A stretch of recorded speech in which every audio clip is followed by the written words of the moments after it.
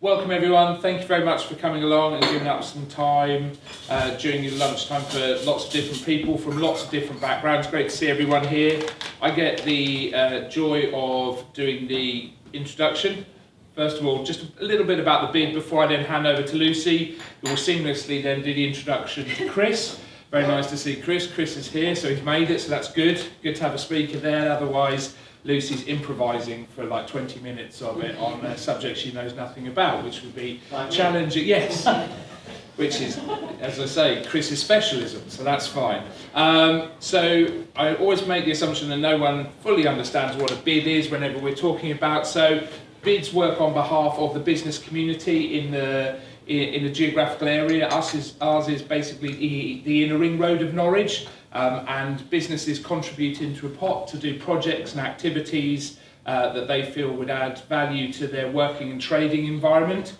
One of the specific pieces that we're looking at and why we're here today is looking at how we can support the business community, and we've worked with several different bids across the county, both in Great Yarmouth and King's Lynn, to look at some central government funding to help do that support. So these network meetings are funded under the exciting CRF title, which is Community Renewal Fund.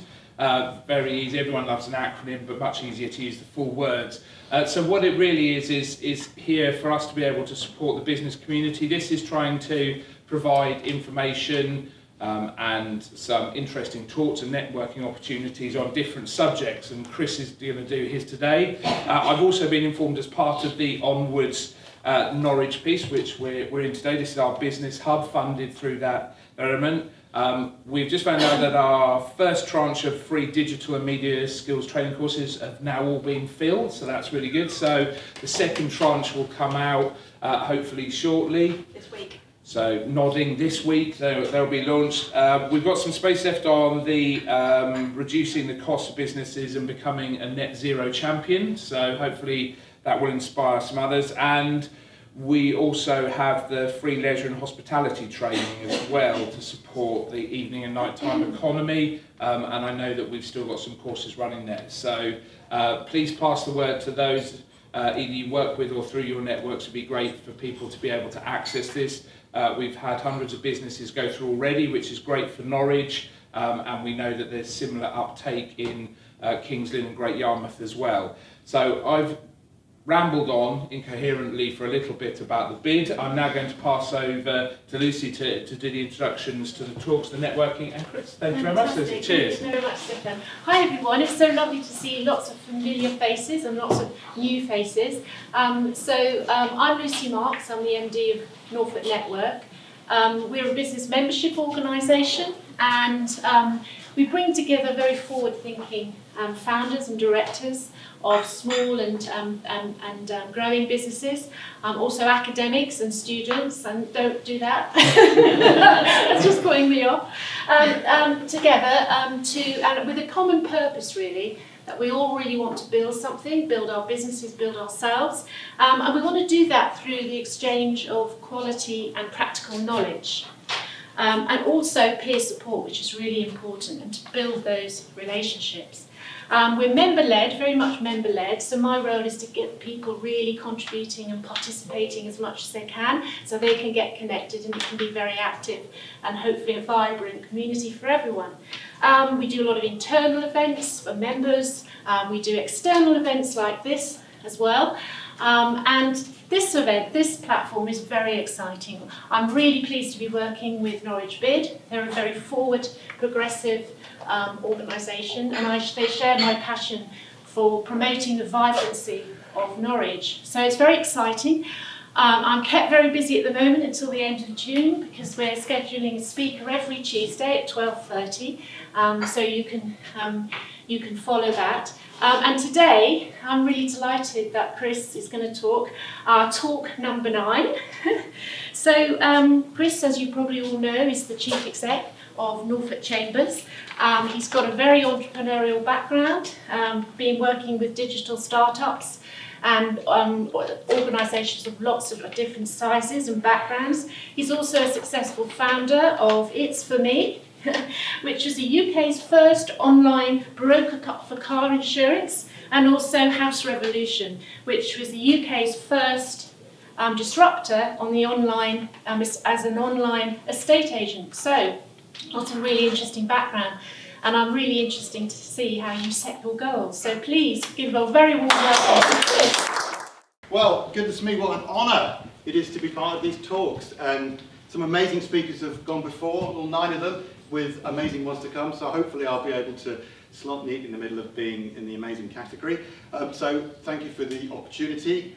Now, I was told that somebody way cooler than me with rhythm started their talk with a dance. Is that right? I'm going to record it. Well, I don't know if you think I'm going to dance. So I'm a teenager of the 1980s, which meant, like my buddy here, we were goths. Punk. And that's as good, well that's not it actually, but that's how I would have danced. Was that how you would have danced, Brian? We dance like that together. We danced like that. We have on more than 5 occasions, I think.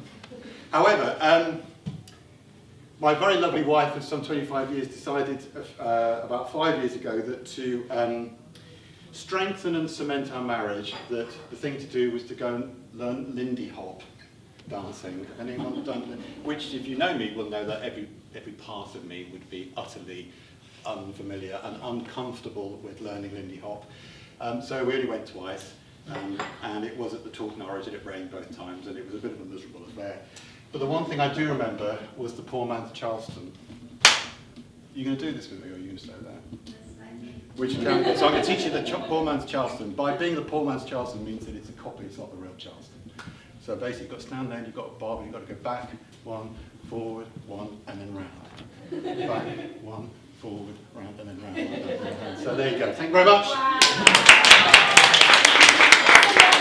And that's it. Thanks for coming. It's been lovely to see you all. I think you learned something. Take it away into your businesses, and so on and so on. Right. Let's crack on. Hairy, scary goals. Firstly, the correct term is actually big, hairy, audacious goals, or in other words, the BHAG. I just added scary, really, for dramatic effect, but I will tell you why at the end, because there's a reason for it. So we're going to talk mainly about BHAGs, big, hairy, audacious goals. And why, out of all the things that I could talk about, am I talking about this? Well, 2 reasons, really. Firstly, in my 30-year career, that's terrifying, isn't it? 30-year career, probably for the first 15 or so, I was working with hairy, audacious goals. I just didn't know it. And then conversation with somebody led into the concept. We talked about the concept. I went and studied it and realised actually that it was an awful lot of what we were doing, and therefore it has shaped the next 15 years of the 30 years. And kind of finding out that it's a thing, you know, when you find out something's a thing, that you thought you were just doing it, but actually it's a thing, it's got a title, it's got a name. I kind of really embraced it, perhaps a little bit too much, because my team, of which I've got a couple of brilliant ones here now, call me the disruptor, so much so that it's actually on my business card. So hairy, audacious goals, disrupting goals, has been something that we've been doing for the last 30 years. Secondly, and importantly, I think I can do it justice in 20 minutes, but we'll give it a go. It's a bit of a blast. So I'm going to run through what I know about BHAGs, ergo what they are. Secondly, I'm going to show you mine. I'm going to tell you where they went well, and I'm going to tell you where they've not gone so well, because things don't always go how you plan. And then at the end, maybe we can have a discussion, and well, you can show me yours. What could possibly go wrong with that? So the first thing is, BHAG is a concept. It came out from a book written in the mid-90s by 2 authors, a chap called Jim Collins and Jerry Porters. And the book was called Built to Last, Successful Habits of Visionary Companies. Built to Last, Successful Habits of Visionary Companies. And there's our first clue to what a big, hairy, audacious goal is. It's visionary. Go read it by all means. I haven't. But the internet's a wonderful thing. I've researched it over many years, so assuming the internet never lies, which it never does, then we're golden, and everything I tell you should be absolutely truthful, and you'll be able to use it. Guys on the phone there, that's nice. There's quite a lot of big, hairy, audacious goal chatter online if you research it. There's a particular chap called Will Kenton who you could look out for if you want to learn more. He talks about it a lot, and he blogs about it quite a great deal. Now the book was built around studying 18 global companies, American companies predominantly, 18 of them, 1994. Interestingly, even though it was written in 1994, by far and away the majority, I think bar one, of those companies is still trading now. So this expression built to last, written in 1994, clearly has something in it if they're still going. And these are companies that you'll know. You've got Boeing, you've got Pfizer, you've got Disney, and so on and so on. So big organisations. And the thing that was really interesting to those, to the authors really, was when you consider, particularly when you consider the colossal changes that have happened since 1994, what's going on to actually make those companies survive to that point? And indeed, when you think now, if they're still trading after so many years, then there's something within their vision, there's something within their approach, there's something within their outlook that clearly is working for them. And really what they wanted to do was the nuance of the book was to look at these 18 visionary companies and then compare and contrast the leadership vision with a marked set of rivals. So look at the 18 and then actually try and compare and contrast them to organisations that they were benchmarked against that weren't necessarily falling into that visionary leadership category.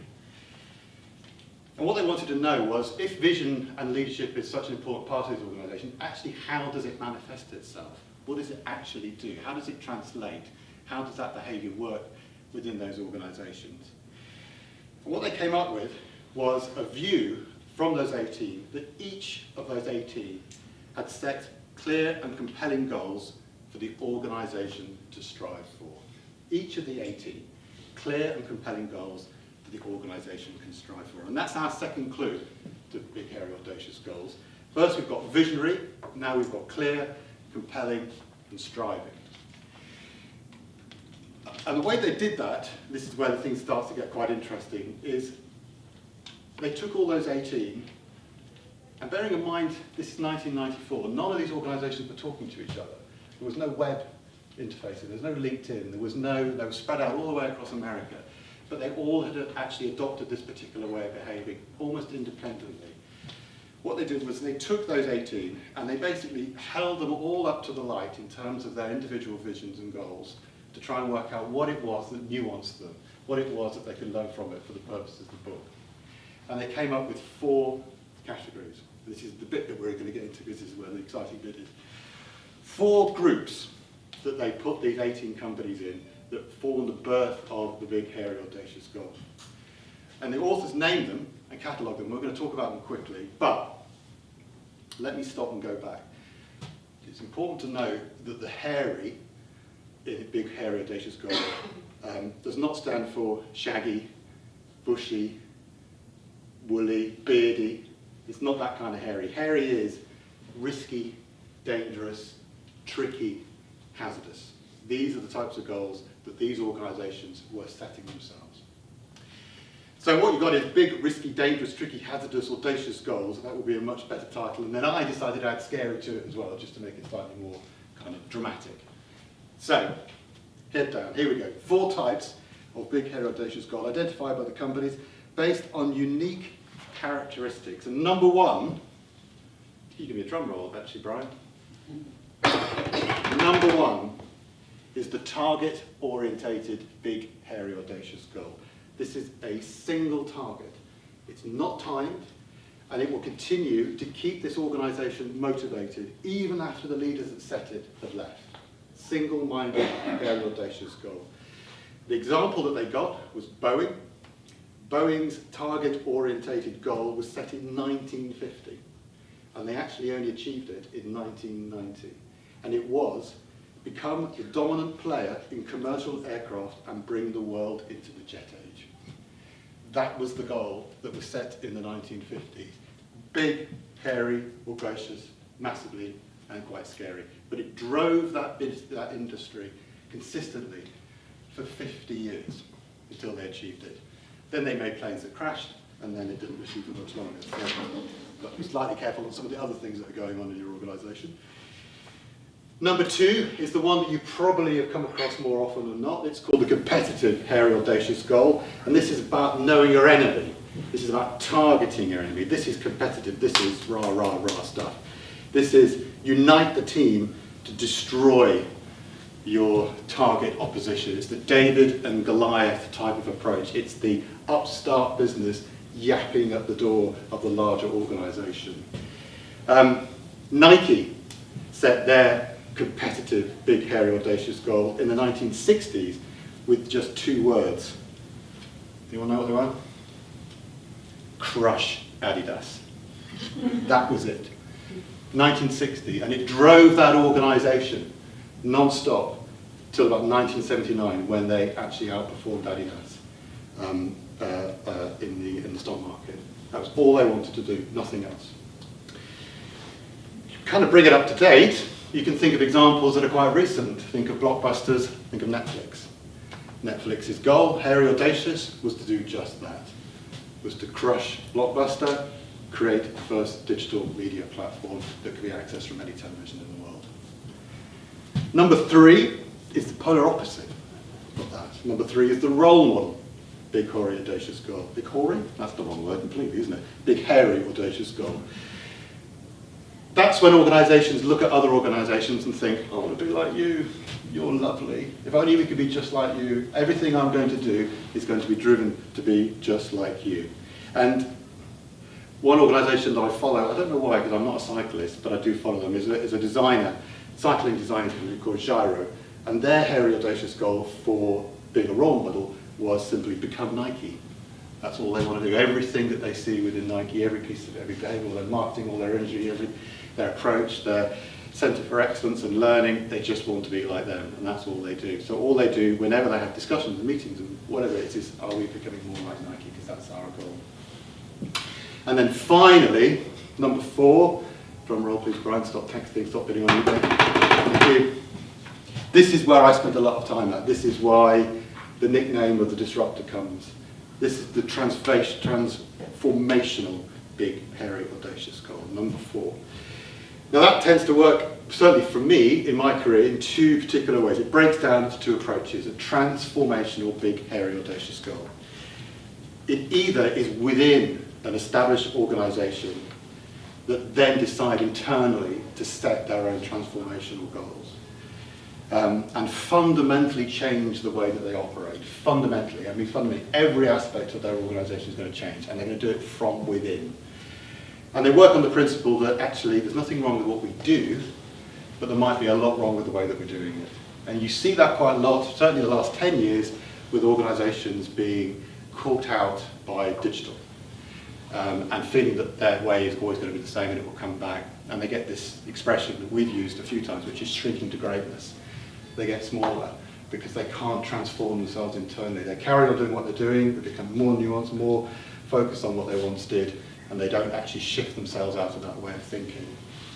Or, secondly, for transformational goals, is that the organisations that don't change have the disruptors that go around them and change it for them in such a way that the disruptor becomes so annoying to the organisation that they've now changed that the organisation either acquires them, which is nice, or actually gets overtaken by them. Netflix is another good example, and they disappear.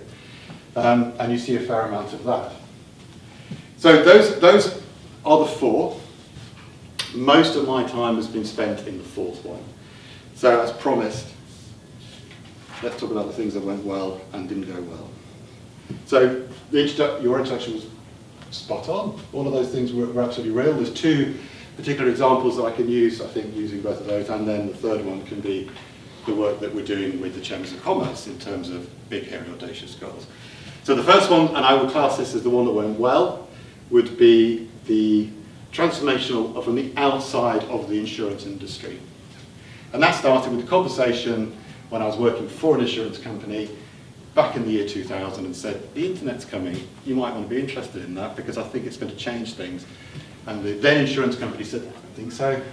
I don't see how you plug a keyboard into your television and buy something. We'll leave that, we're not doing anything with that. What we saw at the time was the way that you could use technology to solve, at that particular time, a number of challenges that every insurance company had, which was its route to market. Its route to market was the high street, or it was the telephone. There was no other way that they could do business. And it was singular business. It was one phone call did one thing. So what we created, our big, hairy, audacious goal, and we set up this for me in 2000 as an external organisation to disrupt the insurance industry, was 2 words: fully online. The first type of organisation to think along the concept of fully online. Fully online meant that the customer is going to do everything online. You don't have to do something and you get a form and you're busy typing in the background and go, it's done. That's not fully online, that's smoke and mirrors. Fully online meant that you had to create relationships that didn't exist. You had to build technology that didn't exist. Didn't exist in 2000. Google was a year old in the year 2000. You have got probably 100 different insurance companies in the UK, all with car policies, all using a different language, all written in a different code, all right to a different database. To get fully online, you've got to be able to take that information, present a price that's right to the customer online, stand by it, then take their money online for the first time. Or the credit card crunch happened in the middle of that. Well, that was nice, and nobody wanted to buy things on the internet anymore. Take that money. When they pressed the button, it then had to electronically tell that insurance company that you were now covering that person for their car insurance. So if they drove off the motorway and wiped out a school bus, they were covered. The worst scenario is the way that insurance companies think, for the first time ever. And be able to press a button and get their certificate off on the printer immediately and take it to the post office and tax their car. Fully online. Never done before. And it nearly killed us, quite literally, it nearly killed us. 6 years it took. Nearly killed us financially, and nearly killed us physically too. But that's all we had to do. There was no compromise in any of that. And trust me, we had a million ways that we could have compromised on that. As soon as the big, hairy, audacious goal was achieved, and it became possible, it became a reality, then of course we had something of value, and it opened things up, and then conversations started to happen, and then we started working with all the new disruptors, which were the marketing agencies. Go back to 2000, if you spoke to the insurance companies that we spoke to and said, oh yeah, don't worry about the online bit, but worry about meerkats and worry about men in hot pants walking up and down the street and worry about talking dogs, then they'd think you're mad.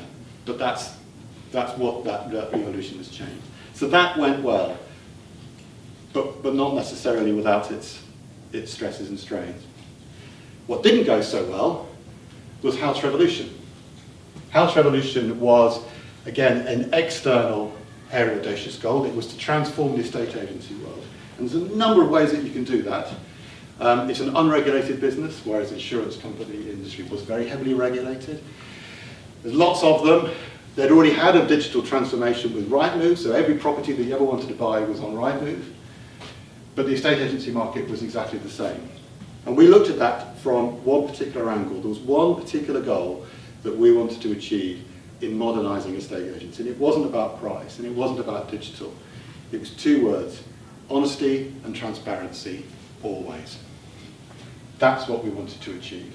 We wanted to make it to that, the hairy, audacious goal that we could achieve in a estate agency and disrupt it fundamentally, was that when you got to the end of your transaction and you moved house, you wanted to love and kiss your estate agent, not accelerate if you saw him crossing the street.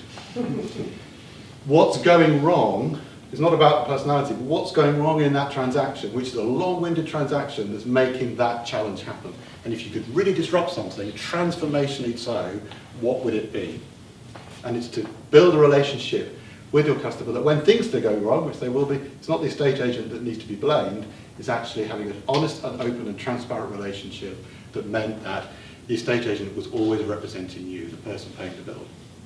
And technology existed that enabled us to do it. We were enabling things this time. We weren't building things for the first time like we were with It's For Me.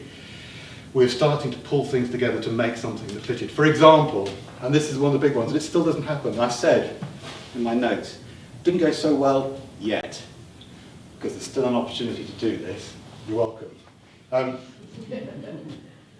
Every organisation that you speak to on the phone, the first thing you hear is, your call is recorded for training purposes, which means that everything is being recorded. You don't get it with estate agents. We took it one step further. We recorded every call and we put a button on the website, on the web platform we created, that meant you could listen to it. So when I'm talking to your buyer, you're hearing everything that I'm saying. I'm not saying one thing to one person and one thing in another. Honesty and transparency in everything that we do. It's easily done, you've just got to have the transformational approach to want to do it. Boy, was that popular. But it meant that when you spoke to people, you speak to them about from an informed position. You were having a conversation about what's happening, not, I don't know what's happening, why isn't nobody talking to me, I don't understand, this is very stressful, I don't know whether the buyer wants me to do this or the estate agent wants me to do this. It starts to manoeuvre yourself away from all of that. And we went into that with market research. We went into that with a clear view of that was one of the challenges that we wanted to change. And what we did was we spent 2.5 years building the most beautiful tasting ice cream that you could possibly imagine. The best ice cream in the world. And we launched it pretty much on the day that Northern Rock went bust. And everything changed. Because actually, at that point, the market went down, and forget honesty and transparency, just sell the bugger, I don't care, get it out the door, I don't want any of that. So what we were then was trying to pitch ice cream into 3 years of winter. And all we could do was pull back on the product, because there was no point investing significantly. We had the investors lined up, we had the venture capital lined up. There was no point putting any money into that because I wouldn't get a return for 3 years. And then somebody very kindly came along and bought the software and the brand, and that was it. We thought, right, okay, I'm not going to do that. We'll move that one on. That was done. But not yet. There's still an opportunity. Online estate agency hasn't solved that particular problem, honesty and transparency. And let's talk about the one that's going, so am I right for time, by the way? Am I waffling? Yeah, no, you're fine. Okay, thanks. What's going well so far? Transformational from within, Norfolk Chambers of Commerce. The Norfolk Chambers of Commerce is an exceptionally bright and brilliant organisation that's been around for 125 years, but it hadn't invested anything in its modernisation for 20 years. So it knew what it knew, and it knew who it knew, and it was doing what it did. And actually, as an organisation, when you are around for that long, and you've got that many connections, you've got that much knowledge, and you've got that much understanding, you can't just carry on in the same way and not embrace your marketplace. We are the whole of Norfolk and beyond. We're an independent company. We're not governed. Anyone can start a Chamber of Commerce. I don't recommend it, but you can. Not because it's a terrible thing, because you've already got one on your doorstep that's amazing, so why create another one? But you can't shrink to greatness. You can't just keep getting smaller. You can't just have one single thing, which is how many people do I represent? How many members have I got? Members are important, very important. But actually, when you're a non-for-profit organisation that's representative of an entire region, then your goal has to be different. And our goal, our hairy, audacious goal that we set 5 years ago in our vision statement is 2 words: every business. Our aim, and it could take us as long as Boeing, could take us 50 years, our aim is that every business in Norfolk should have a relationship with their Chamber of Commerce. We're a non-for-profit organisation. We don't make money for shareholders. We make money in order to be able to be representative of the business community. Membership helps. Membership is when we can have a more detailed relationship with the customer, when we're hands-on. We talk about matching their energy. If people join, we have a team of people that work one-on-one with that business. But every business should have a relationship. And the only way you're going to do that is digitally. Digitally means that you can start to create digital accounts. You can say, here's some information about this, here's information about that, here's where you go to do this. If you do one thing today, do that. You can start using the algorithms that exist now within organisations, particularly the supermarkets, that have created these wonderful algorithms that start to predict and say, oh, you're doing this, maybe you should do that as well. If you can take 125 years of knowledge, which we have, and start to turn it into something that's useful digitally, you move away from LinkedIn, you actually have something which is engaging and a reason to talk to for free. It doesn't have to have a price. We can find lots of pricing just means I keep the lights on. I can find other ways to do that. That's not the problem. And I can do it in a way that doesn't compromise the information I'm telling you. I'm a non-for-profit. Every business. I'm telling you this because I want you to know it, not because someone's telling me to tell you, or sponsoring me to tell you, or paying me to tell you. I'm telling you because if you know it, I think you'll be better at your business. If you're better at your business, you'll survive. And then Norfolk as a region does better, and that's what the Chambers of Commerce is about. So, that sounds really simple. It ain't, because every single aspect of your organisation has to change if that is your goal. Your marketing, your brand, your people, your technology, your approach, your culture, your vision, everything is, I mean, the irony, I keep saying this and it's so boring now, the irony is not lost that to move away from a grey-haired old man image that the Chamber of Commerce had, they employed a grey-haired old man to do it. But that is where we're at. We've got to manoeuvre ourselves away from that image, which means fundamentally changing nearly every aspect of the organisation to do it. And only then, and only now, 5 years in, are we able to start to make a difference. It's taken us 5 years to get to a point where we can innovate, because we have 25 years of non-investment. So anybody coming in with a vision thinks, oh, that's really hard. Let's have a brand refresh. Let's change, red's a bit boring, isn't it? Let's have blue, and think that they're changing things. So, what went well? The hardest thing that went well was definitely creating something for the first time that didn't exist, with the vision that it could exist, and then working to make it exist. What didn't go well is actually factors outside of your environment which you can't control that will trip you up, which is one of the reasons why I call them scary, because you can't predict that. And what's going well so far on a journey is the transformational work that will enable us to deliver that single-minded view. So I said at the start that I added the word scary, and I've added scary for the following reasons, because hairy isn't quite scary enough. So why is it hairy and scary? Scary because it's your vision, it's your gut, it's your leadership, it's your personality, it's what you have decided should happen with an organisation.